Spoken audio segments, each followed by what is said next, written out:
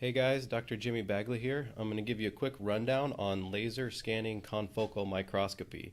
We're using this technique on a project that we've got going on experiment.com right now, and you can check out that project on the link below. So let's just kind of go ahead and get into it.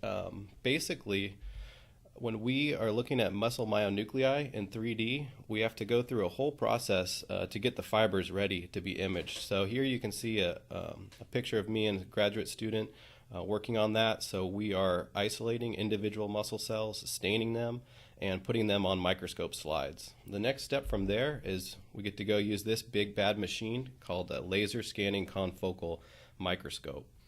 These things cost about $500,000, and they're pretty expensive even to rent. So that's some of the work that we're kind of trying to fund here to get going.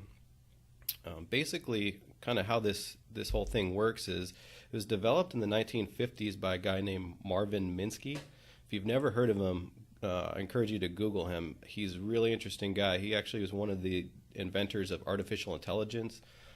He was one of the founders of the MIT AI lab. So yeah, really interesting guy, and he also had time to develop this. So pretty interesting. But it wasn't really until the 70s to the 90s when computer advancements kind of caught up with this technique.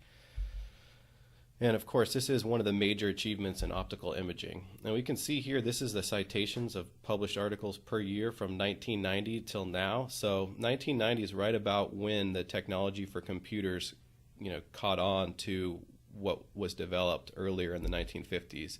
And there's over 5,000 articles published a year nowadays using confocal microscopy. So you're probably asking, how does this work? Good question. Well, you can see here, these are the main components of the confocal microscope. The main thing that you'll see here that's different than most other microscopes is what's called the confocal pinholes.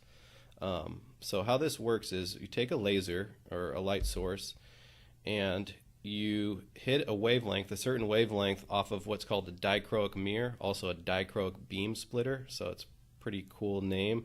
This is just really a piece of glass with metal covering it, a real thin layer of metal. That bounces this wavelength off through an objective lens and hits your specimen. In our case, that's usually a muscle fiber.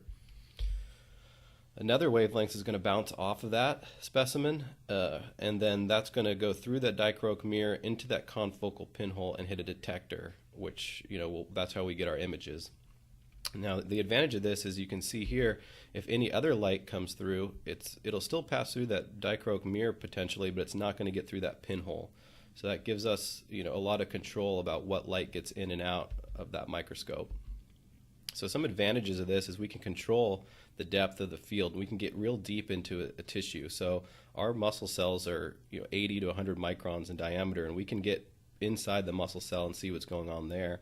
Reduces other background information that we're not interested in, and then it enables us also to get a 3D image using serial sections, what it's called, of the whole muscle fiber. So what we can get is actually something that looks like this. This is a 3D muscle fiber from a human. You can see all the blue dots are muscle nuclei. That's what we're typically interested in some of our projects. We're able to get whole cell volume from this, able to count the nuclei, look at their shape, look at kind of their orientation, where they're located. We can get a lot of really cool information on this. And so we hope to do this technique on athletes, old people, young people, fit people, unfit people, and just really kind of see what muscle looks like at the cellular level. So thanks for watching this short video.